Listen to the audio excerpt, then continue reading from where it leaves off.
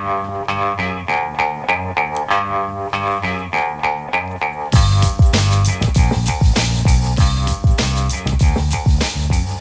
Lehrer on WNYC. Now we continue our 30 Issues in 30 Days election series. It's day 27 and issue 27, Jobs and Wages in the New York City mayoral race. Both Andrew Cuomo and Zohran Mamdani have proposed raising the minimum wage. It's currently $16.50 an hour in New York City and will rise to $17 an hour in January. Cuomo is proposing a $20 minimum wage for the city by 2027. Here he is at a campaign stop in May. $20. That is the fair wage, and that's what we want, and that's what we're going to get passed. Mamdani is proposing a $30 an hour minimum wage by 2030. He was asked about that by a Channel 7 WABC reporter on the same day as that Cuomo clip. You think $30 an hour is maybe too much for somebody who's scooping up French fries? No, because when you look at the statistics of what is a living wage in New York City today, it already is close to $30 an hour. So the minimum wage is one issue. Now we'll play clips of Mamdani, Cuomo, and Curtis Sliwa from the Crain's New York Business Candidates Forum earlier this month. Then we'll talk to Crain's politics reporter Nick Garber. We'll start with Cuomo at the Crain's Business Forum. Each of these clips is going to be about a minute and a half. You will hear he emphasizes companies choosing to leave the state as he answers the moderator's question at the event. The financial sector, 20% of New York City's economy, is shrinking here while growing in Texas and Florida. How would you keep jobs and growth in New York? Oh, that's an easy one.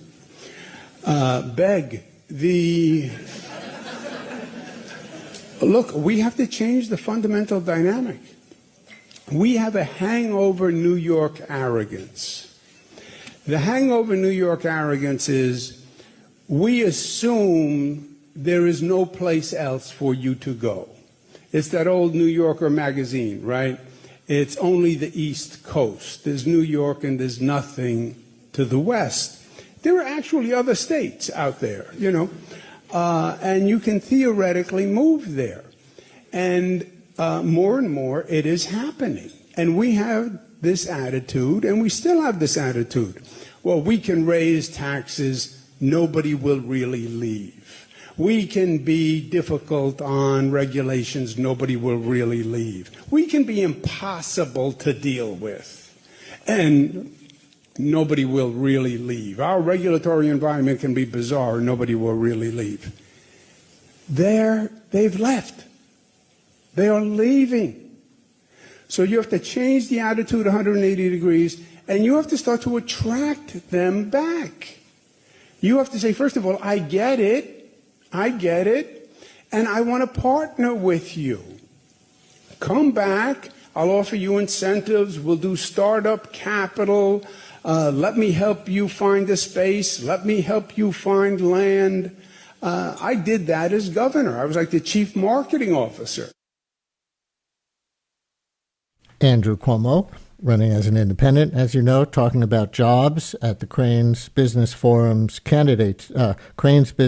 Candidates Forum this month on what he called a hangover New York arrogance that companies can't leave, and saying he would partner with businesses. Now we'll hear a clip of Democratic nominee Zohran Mamdani at the forum, in which he also promises a partnership, also using that word, as he addresses business leaders in the room.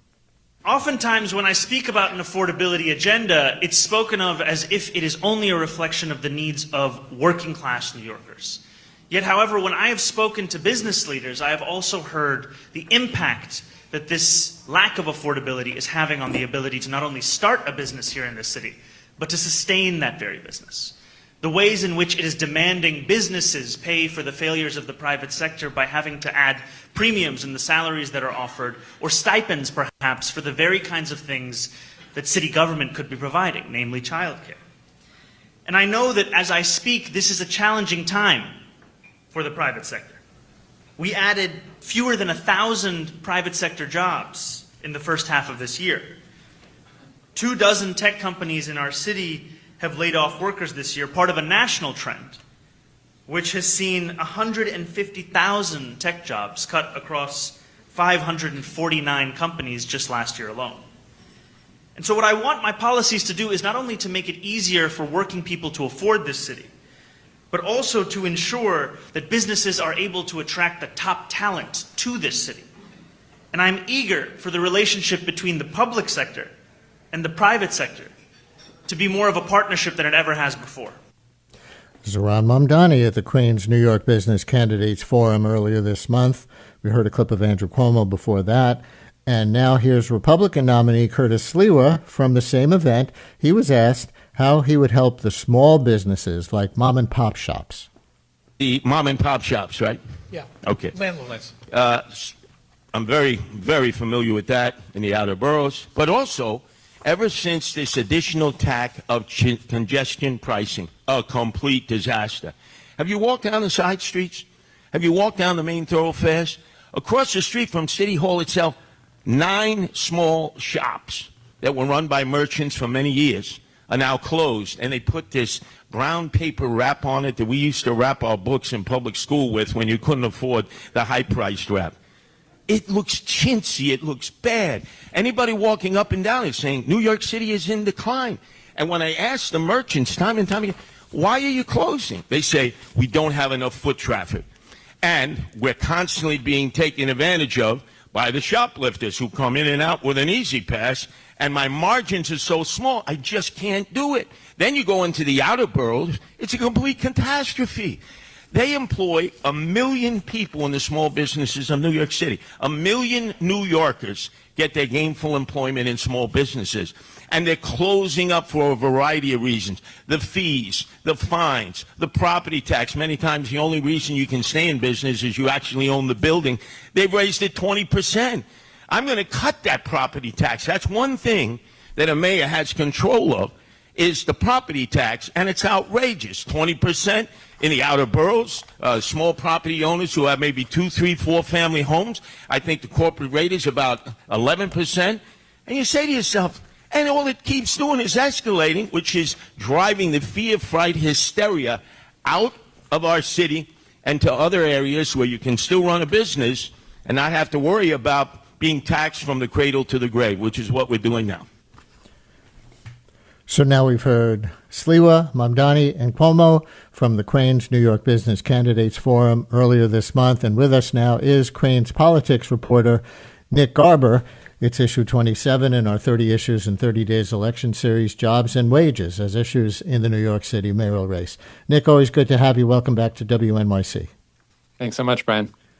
And listeners, call or text us if you own a business of any kind, or for that matter, if you're a worker of any kind. Who do you think is going to be best for your job and earnings prospects? Or, of course, with a question as we try to clarify the differences between the 3 candidates to help you make up your mind if you're undecided. Call or text 212-433-WNYC, 212-433-9692. Do you have an opinion or question about the minimum wage proposals? $20 an hour from Cuomo by 2027, $30 an hour by 2030 from Mamdani. Has your company fled the city, as Cuomo was emphasizing, around taxes and regulations? Or is affordability more from private sector costs, like housing and childcare, more the issue for you, as Mamdani was emphasizing? Or congestion pricing, per Curtis Sliwa? We want your stories, most of all, if you're a stakeholder, as a worker or owner. And questions welcome too, 212-433-WNYC, 433-9692, call or text. Nick, Cuomo is emphasizing businesses that have left the city. How much has it been happening? Yeah, I mean, I don't have numbers off the top of my head. I think there's certainly truth to the idea that, you know, the very considerable regulations that New York City imposes on small businesses can be a real headache and have, I'm sure, caused many to leave. I think many will talk about the affordability crisis as well, which is something that all of the candidates have honed in on, but probably none more so than Mamdani. I think, you know, the inability to find workers who can afford to live here is a genuine crisis for a lot of employers as well. Yeah. Can you say, I realize you may not have this top of mind, but can you say, to the extent that Cuomo is speaking the truth, what kinds of businesses have been leaving? I mean, Yeah, again, I don't know that I have industries off the top of my head, but I think, there is truth to the claim that a minimum wage, for example, as I think we'll be talking about, I think what the literature says is that there is a certain limit where, if you raise the minimum wage too high, businesses simply cannot afford that and will shut down or shed jobs as a result. I think there is something of a consensus, though, that limited increases to the minimum wage, as we've seen, in New York and in a lot of other states in the last few years, that does improve employees' quality of life without posing any real threat to jobs. And there are still reasons to be here. He talks about hangover New York arrogance, like sectors and companies that needed to be here in the past just don't need to be here anymore, and therefore they are leaving. One listener already texts, this everyone is leaving is such a historic repeat, it's comical. COVID-19, everyone claimed New York City was dead. And goes on from there as a critique of Cuomo's stance. And Cuomo emphasized taxes and regulations. Mamdani, in his clip, emphasized private sector costs like housing and childcare. Can you tease apart the contributions of any of those factors to businesses that have left, or what, for you as a business politics reporter, you see businesses most lobbying for? Yeah, I think if you were to survey businesses about what they're most worried about, it often comes down to taxes. Unsurprisingly, that's true for both corporations and for real estate owners who are worried about the property tax, as Curtis Lewa mentioned in that clip, is the one tax that mayors sort of control. They can't reform the system without Albany, but they can raise or lower the property tax. Sorry, your question, Brian, was? Oh, well, just what businesses are asking for, in your experience as a reporter, in terms of more relief from private sector burdens like childcare and housing costs, or more from taxes and regulation like Cuomo is emphasizing. I think you kind of just said they tend to lobby more for tax and regulatory relief. There are still industries coming, right? Like tech, where we keep hearing next to Silicon Valley, New York City is the biggest tech job center in the country, and only solidifying its place in that as time goes on.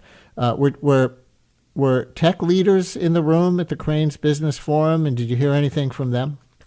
Certainly some of them were. Yeah, I think tech is an interesting industry when it comes to this mayor's race, because I think, very broadly speaking, they are more open to Zohran Mamdani than, for example, the real estate industry is. That partly just because the tech industry is, skews younger, is more open to these kind of bold candidates who claim they're going to really innovate like crazy. Whereas the real estate industry is, feels pretty directly threatened by some of Mamdani's policies, such as the rent freeze. Here's part of an email I got from a business owner, a Harlem restaurant owner, about some of her concerns and hopes for the next mayor. She writes, I sit on the boards of the New York City Hospitality Alliance and the Frederick Douglass Boulevard Alliance. I've heard countless times from larger operators than ourselves and even real estate developers that they will never open new businesses in New York City because of the excessive red tape and ongoing difficulties once they do. To demonstrate the point, she writes, in just 8 weeks, I've been ticketed many times for a small outdoor area on our sidewalk. A senior health department official once told me that when you go to the health tribunal, you have to lie your face off. And a fire inspector supervisor literally laughed when I described what one of his subordinates had insisted we do, saying, well, they do have a lot of discretion. I've received opposite directors from inspectors from the same agency within a day of each other, and it goes on. You get the idea from that small business owner. As I listened to the candidates in the forum, Nick, both Mamdani and Cuomo, and Sliwa too, and we'll get to Sliwa, were saying they were going to try to cut red tape. Do you have a sense of whether they're proposing to do that any differently from each other, or is that an area of unity between Cuomo and Mamdani that business owners like the one I read from might look forward to? Yeah, it is an area of unity in the sense that they have both called for cutting red tape. That said, I don't think that either of them has really gotten specific at all about what they would do. It's easy to say we should cut regulations, but but those regulations are, of course, in place for a reason, especially if you're talking about health inspections for restaurants, for example.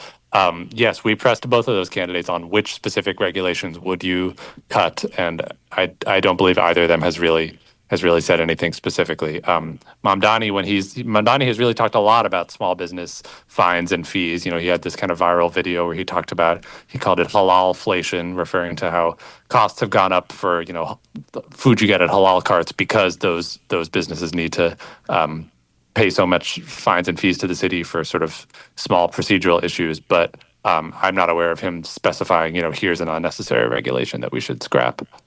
Dan in Astoria, you're on WNYC. Hi, Dan. Hi, can you hear me? Yes. Can you hear me? I can hear you. Great. I just wanted to say a brief thing about I don't feel like I'm hearing as much about the issues that are being held by restaurant owners when it comes to the prices for lease renewals.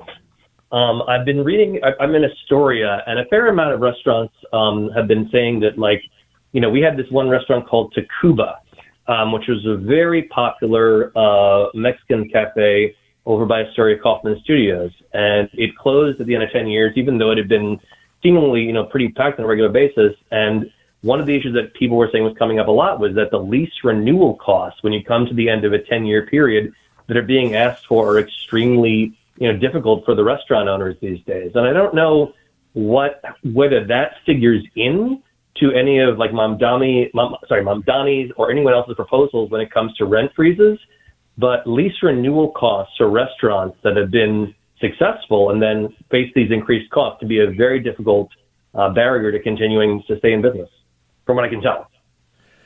Nick, any thoughts about what Dan is raising? Yeah, I live in Astoria too. I know that restaurant. I was sad to see it go. I'm not aware, again, of any specific plan by the candidates that really addresses this kind of vacant storefront, business closing issue, aside from just what we were already talking about reducing fines and fees. I do recall there was an interview I read with Mamdani where he mentioned commercial rent stabilization, which is an idea that's been thrown around over the years. Having a form of rent stabilization like already exists for apartments, but for commercial spaces. To my knowledge, he hasn't advanced any concrete plan around that. I think it's been kicked around in the council before, but never really gotten off the ground. Thank you for your call, Dan. On the minimum wage, here are two competing texts. One listener writes, I always thought that raising the minimum wage would lead to higher inflation, and eventually you will not be any better off than you are now. But another listener writes, $30 minimum wage is not much in New York City. The cost of living in Chicago is about 50% lower than in New York City. I don't know if we can verify that stat, but that's what a listener writes. So a $30 minimum wage here is equivalent to making $15 an hour in Chicago. And whether that 50% is exactly accurate, obviously the cost of living in New York City, Nick, is higher than most places, if not any place in the country. So can you give me anything on how Cuomo makes his case for a $20 minimum wage and how Mamdani makes his case for a $30 minimum wage? Yeah, so I mean, the basic rationale for both, I think, is it comes from a similar concept that businesses should be paid more, and that or employees should be paid more, and that businesses can afford it to some degree. There's an interesting gap where obviously they're calling for two different, very different wage floors. Mamdani's being $10 higher. Another difference between them is that Mamdani, his campaign has suggested that they think they would have the authority to raise the city's minimum wage just by city council action, by regular legislation. I think there's some ambiguity about whether New York City does have that authority. In the past, it's only ever been set by the state, but there is some belief that the city could do it on its own. Cuomo's, on the other hand, I think would be reliant on the state, like we all would assume.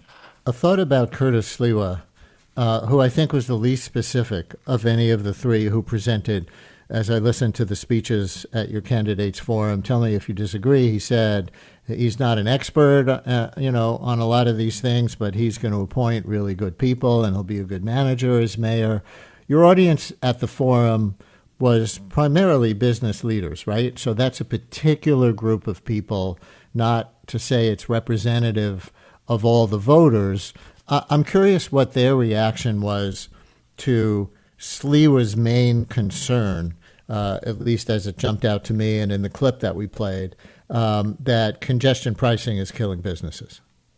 Yeah, I didn't do a survey about the responses to that issue, but if I did, I think there would not have been a whole lot of agreement there. To my knowledge, I don't think there's any evidence so far that congestion pricing has had a negative effect on business. In fact, industries that people were worried about, like Broadway, have continued to do pretty well since the toll went in place. And overall, congestion pricing is a program that has pretty strong support among big businesses because traffic is a killer. It kills billions of dollars in productivity every year. So I don't know if Sliwa was totally aware of his audience when he was railing against congestion pricing there, but he's consistent on that issue.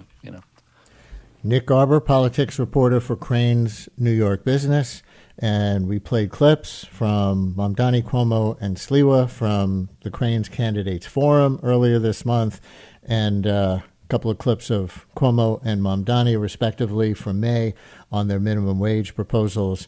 And that's our 30 Issues in 30 Days election series segment for today, issue number 27, Jobs and Wages as Issues in the New York City Mayoral Race. Nick, thanks a lot for joining us. Thanks so much, Brian.